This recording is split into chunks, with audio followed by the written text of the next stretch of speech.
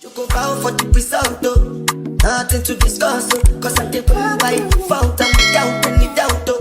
I'm a me happy adult, though. I no go feed the girl. Welcome, the randoms. And y'all already know it's story time. I post every Tuesday and Thursday, occasionally Friday, because sometimes your girl be late. Let's go ahead. Let's get into these stories. I ain't gonna hold y'all up. But wait. We're gonna have to back up before I even get into the stories. I just wanted to say once again, thank you guys for 6K. I really appreciate it. Thank you guys so much for your continued support. I love you guys so much. I'm finna get into this story, okay? Story number 1. Am I the a-hole for asking my girlfriend if she could take a shower? Oh, Lord. My girlfriend really only showers once a week, twice if I'm lucky.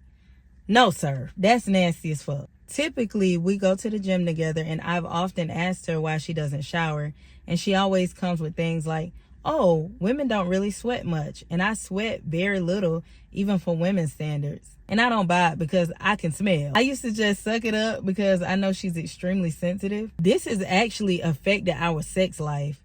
I used to love going down on her, but after not showering after workouts, long work days, etc., I've lost interest. She wouldn't have got nothing from me. Fast forward a bit, she now starts using the sauna at the gym. So she just want to be even funkier. I mean, ain't nothing wrong with using the sauna, but you ain't taking no bath? Maybe on average 2 times a week, she still refuses to shower. I've said there's just no way you don't sweat in the sauna. Just me sitting 5 minutes in there gets me soaked. She says she doesn't sweat much there either, and she sits there for 20 minutes. Things are now worse. I can smell her very badly, almost to the point where I try not to breathe in too close to her because it's not good. I've tried so long to give hints to get her to shower more. Like, hey, do you want to take a shower together? But she can't take the hint and says, why would we do that? There's only room for one under the water anyway. Girl, why the fuck wouldn't you do that? Get your ass in that tub. One evening, she wanted to lie down on the floor and stare at a world map she has. She invited me to lie down next to her and just talk about where we want to go, etc. And I would have said to shower.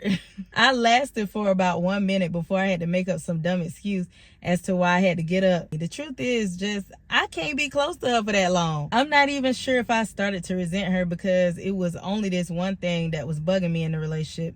But maybe I did, and that's my fault for being bad at communicating to her. I couldn't hold it in any longer.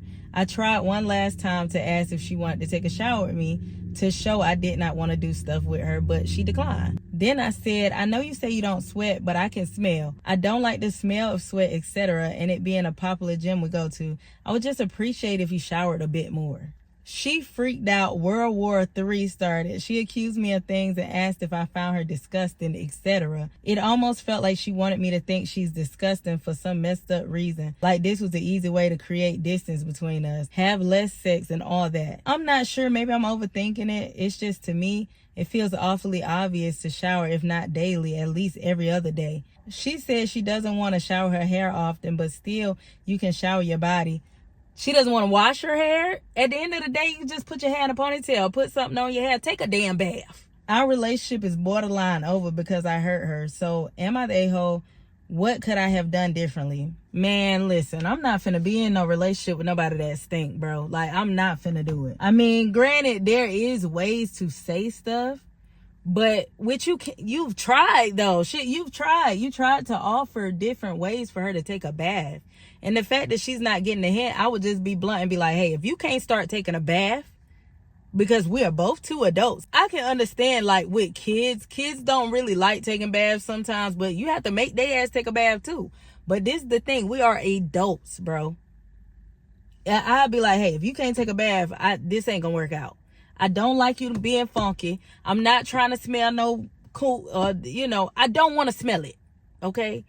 Take a bath, bro. But to answer your question, no, you are not the a-hole. Story number 2. Am I the a-hole for telling my parents I hope the baby doesn't make it? Whoa, hold on. Let me sit up. I, 18 female, living with my parents in their apartment and 4 other siblings, youngest being 2. Let me rewind a little for some context. My family struggles so much because of debt and keeping a roof over our heads while being well fed. Part of that is because of having so many kids. My parents fight or argue almost every day, usually because of bills and just money She's mad at all of us, even at my 2-year-old sister. Just looking at any of us makes her feel with rage and telling all of us to just go to, I don't know what all I can say. Basically, she said go to hell, okay? This forces me to take mom role and watch over my siblings because my mom doesn't want to do anything for us when she's angry. The only time I ever see my parents even slightly happy is the day after they had sex. Lord have mercy. Without thin walls, you can hear everything in that room. I finally had the courage a few months ago to complain once about the noise. I've been dealing with this for years and that it makes me uncomfortable, especially considering my 2-year-old sister is in the same room. Told me that I needed to mind my own business. I've explained further that since my mom is allergic to all kinds of protection, it is so likely that she's going to get pregnant and it'll be more money down the drain. Keep in mind, they're really against abortion, so that wasn't even an option in their book. Both of my parents work, so I usually have to take care of my siblings, especially the 2-year-old. This has drove me to drop out of school in my junior year because of the stress it had on me and my performance in school. Oh man, the drama that came with it was insane. I was called a bunch of names and insults by my mom, such as lazy, a disappointment, brat, ungrateful. Oh my goodness. Bad influence on my siblings, and so far as calling me a bitch, just to name a few. Even when explaining my plans, saying I was going to get my GED and go to trade school after that, I've explained to them part of the reason they're even in debt is because of their college debt, which made them even more mad. Present day, the loud noises continue. Boom! My mom announces she's expecting a baby. As soon as I heard that, I feel my body boiling and just snap. Basically telling them how horrible parents they are, how inconsiderate and selfish they are of our situation. The yelling back and forth was just insane. I eventually told them I hope the baby doesn't make it for their own sake and that I'm leaving this hellhole. I'm planning to move with my boyfriend and continue my GED. Part of me feels so guilty saying what I said and having it in my mind that I'm leaving my siblings with these people, just like my older brother did to me. He's 32 now. I feel like shit, but I'm just so damn tired of being a second mom to them and having to be the solution for my parents' little accidents. Am I the a-hole for what I said?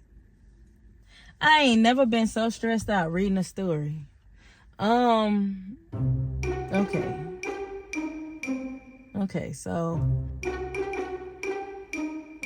Okay, so your delivery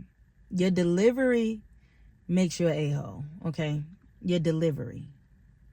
Also, that is going to be your sibling one day. So, yeah, I think that's messed up. But your parents ain't no good, okay?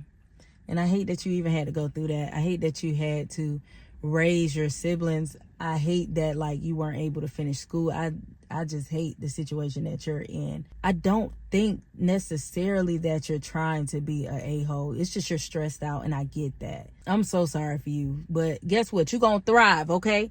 And them parents going to be looking at you, and they're going to wish that they would have, you know what I'm saying, had a stronger connection with you, stepped up to the plate, been a parent to all of y'all. Just show them that all them words that they were saying about you, they going to eat them. Story number 3. Am I the a-hole for posting my friend's story on Reddit as if it were my own and ruining her parents' marriage? Ooh, Lord. 2 months ago, my best friend's Valerie's boyfriend, Derek. And then you come into Reddit again? 2 months ago, my best friend Valerie's boyfriend, Derek, began ghosting her upon meeting her parents. She was upset about this and came to me for advice. I'm not good at giving people advice and felt bad for not really being able to help her out. I've seen many people asking Reddit for advice, and it seemed like the advice was genuinely really helpful. I considered suggesting my friend post it, but she does not use a lot of social media, so I thought it would be a good idea if I made the post as if it was my story and passed on some of the helpful feedback I got. Here's where I may be the a-hole. I made the post, changed the names and some details to stay anonymous. And some of the advice was good. I told her and she took some of it. She spoke to her mom, who's a high school teacher, and discovered that back when Derek was in high school, when he was 19, they slept together. Valerie talked to Derek and they mutually broke up. My friend's mom told her that her father was aware of this and they worked it out. I got a lot of comments begging for updates, so I did, since I didn't think there'd be any harm. A couple days ago, I woke up to a bunch of missed calls from Valerie. I called her back and she began yelling at me, asking if I had posted her story on the internet. I initially denied until she sent me screenshots from my post and other screenshots from my account that proved it was mine. I confessed and tried to explain to her why I made the post, she was still angry and yelled at me saying that my reasons were lousy and that I only made the post because I wanted attention and was jealous of her. Jealous of her? Now where did she get that shit from? I apologized for not asking for permission, but told her I was just trying to help and she shouldn't be so mad. I offered to take down the post, but she shouted saying it was too late now and hung up the call. She refused to talk to me, but after talking to mutual friends, I found out that Derek found my Reddit post and assumed it was Valerie's. She had him blocked, so he messaged her mom asking her to tell Valerie to take down the post and unblock him so they could talk about this. Valerie's dad saw the text from Derek and turns out her mom had lied. The dad had no idea. He read the story and after a lot of denying, the mom eventually confessed. They're getting a divorce. Valerie's dad is really distraught and will be moving in with his brother a couple states away. Damn. After being really confused, Valerie figured out the account was mine after looking through my other posts. Valerie is telling everyone that I ruined her family and all my friends think I am an a-hole for posting her story whether I had good intentions or not. I guess I shouldn't have made the post without asking, but I had genuinely good intentions and I never thought that the post would be found by anyone involved. Also, I feel like the cheater is the one who ruined their family, not me. So am I the a-hole? Yeah, you are. But I'm going to tell you why. Honestly, I just wouldn't even made no post about my friend business in general. Like, that's just, it's real messy. You know what I mean? I don't think that you're jealous of her, but I do think you need to apologize to her family. You know what I'm saying? Like, that's really, really messed up. And like I said, you the a-hole. Hey, it don't matter what intentions you had. All up was bad, okay? Your friendship is done 9 times out of 10. But yeah, you learned a valuable lesson, I hope. And yeah. All right, you guys. I love you guys so much. I hope y'all been having wonderful weeks, months, years, all that. Make sure you like and subscribe if you haven't already. Comment down below. Let me know y'all's thoughts. Share this video with your friends and family. And I will see y'all in the next video. And I hope you're having a wonderful day.